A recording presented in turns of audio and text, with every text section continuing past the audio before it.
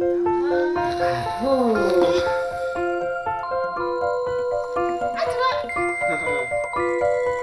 Et pour qui maintenant?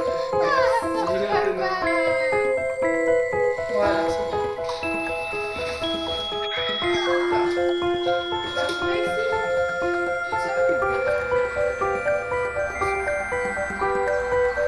bien. Erwan a 4 ans. Il partage son temps entre l'école maternelle et le centre d'action médico-sociale car il est porteur d'une maladie génétique qui retentit sur son développement. Sa maman Gwenaëlle l'accompagne à toutes les séances. Au départ, il faisait des convulsions, mais c'était toujours avec de la fièvre. Donc les pédiatres ils se sont dit c'est normal, c'est fébrile, après ça va se passer. C'est un bébé, ça fait souvent ça. Et comme il en a fait une hors température, là ils sont commencé à se poser la question, savoir si c'était pas de l'épilepsie. Ces troubles et une acquisition tardive de la marche suscitent l'inquiétude des parents d'Erwan.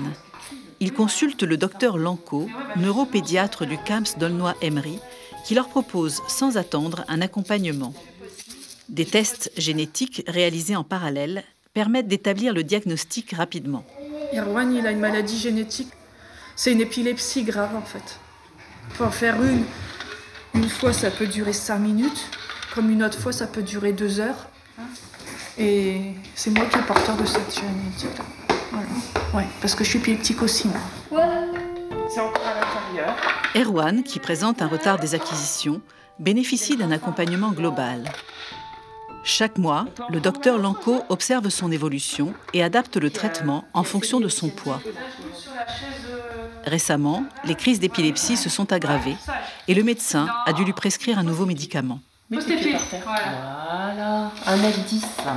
J'étais contente de voir que ça retentit pas trop sur sa concentration, qu'il reste fragile, très centré sur ses centres d'intérêt. C'est-à-dire que quand ça l'intéresse, on arrive à avoir... il peut rester sur l'activité. Par contre, dès que ça l'intéresse pas, on ne maintient pas sa concentration. Et ça, c'est habituel. Les jaunes, on les met ensemble. Et les rouges ensemble. Dans cette séance filmée 3 mois plus tôt, Nicole, l'éducatrice du CAMS, demande à Erwan de classer les pièces selon leur couleur.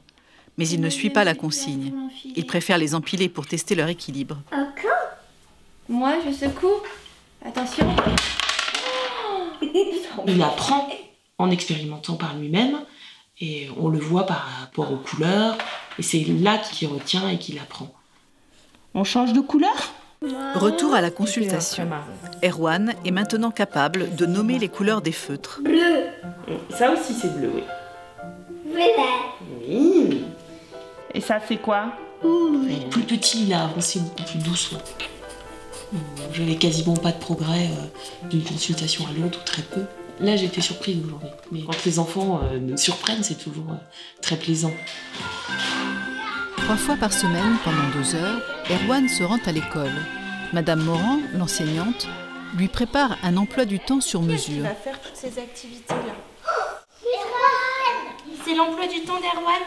C'est ce qu'il va faire ce matin. Il prend grandement plaisir à venir à l'école. Pas de séparation douloureuse, pas de crise, donc tout se passe bien. Et après, bon, on essaye de le faire jouer avec ses camarades, bon, ce qui n'est pas toujours évident. Le marron, non, laisse-le. Il va le faire tout seul. Il veut le faire tout seul. Je lui propose des activités et puis dès qu'il veut plus, je ne le force pas. Je dis à son AVS de lui proposer une autre activité en lien avec ses compétences. Stimulé par la présence de ses camarades, Erwan fait des efforts et progresse avec l'aide d'Audrey, son assistante de vie scolaire. Il commence à catégoriser les objets selon leur couleur et leur forme. Bravo. C'est bien, Erwan. Alors maintenant, tu vas aller te mettre une étoile parce que tu as très bien travaillé.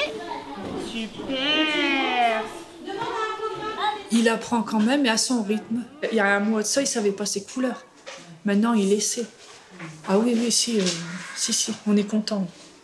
En espérant qu'il sache d'autres choses après, comme savoir compter jusqu'à 10. 9, 10, 11. Même lire et écrire. On espère. Voilà,